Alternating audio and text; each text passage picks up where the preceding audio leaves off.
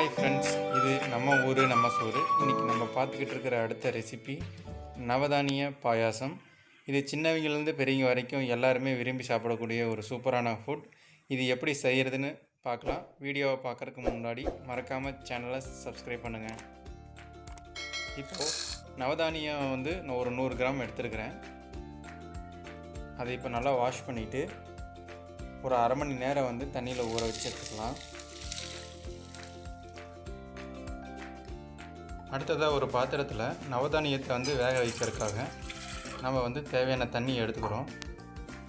இப்போ அரை மணி நேரம் ஊற வச்சுருக்கிற நவதானியத்தை இதில் சேர்த்து வேக வச்சு எடுக்க போகிறோம். இது குக்கர்லேயும் வேக வைக்கலாம். உங்களுக்கு கம்ஃபர்டபுளாக இருந்துச்சுன்னா இந்த மாதிரி பண்ணுங்கள். ஓகே, நம்ம ஒரு 20 மினிட்ஸ் இதை நல்லா வேக வைக்கிறோம். நவதானியம் ஃபுல்லாக வெந்திருக்கு. இதை என்ன பண்ணுறோன்னா ஆற வச்சு ஒரு மிக்சியில் எடுத்து அரைச்சி கூழ் மாதிரி எடுத்துக்கணும்.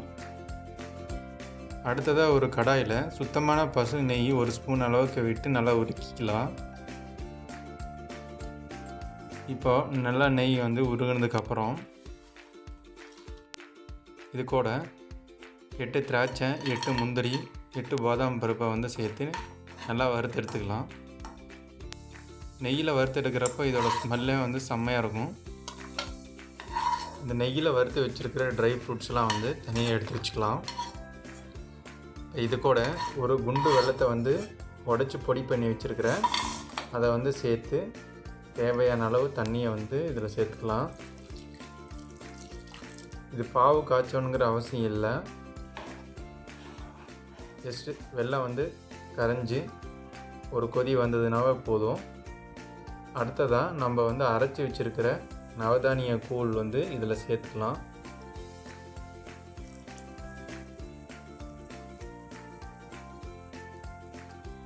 அரைச்சி வச்ச நவதானிய கூழ் இது கூட நம்ம சேர்த்தாச்சு. சேர்த்து இது நல்லா கலரி விட்டுக்கலாம்.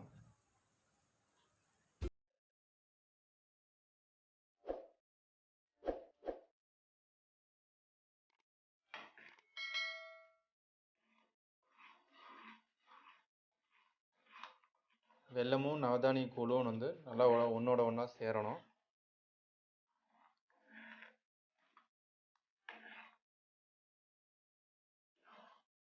ஓகே, இது கூட ஒரு 3 ஏலக்காயை தட்டி வச்சுருக்கிறேன். அதை சேர்த்துக்கிறேன்.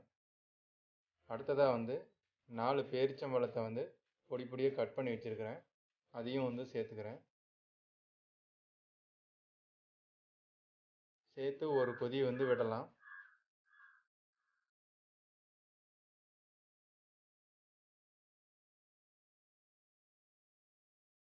இப்போ இந்த ஏலக்காயோட வாசம் சூப்பராக வருது.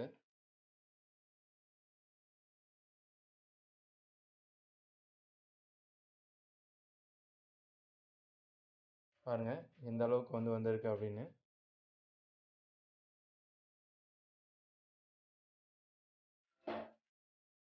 இப்போ ஆல்ரெடி நம்ம நெய்யில் வறுத்து வச்சுருக்கிற ட்ரை ஃப்ரூட்ஸை இதில் சேர்த்துக்கலாம்.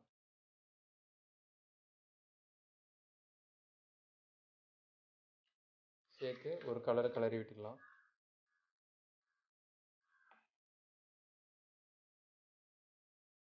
அருமையான நவதானிய பாயாசம் ரெடி ஆயிடுச்சு. இது உங்கள் வீட்டில் மறக்காமல் ட்ரை பண்ணி பாருங்கள். ட்ரை பண்ணிவிட்டு எப்படி இருக்குன்னு சொல்லிவிட்டு கமெண்டில் சொல்லுங்கள்.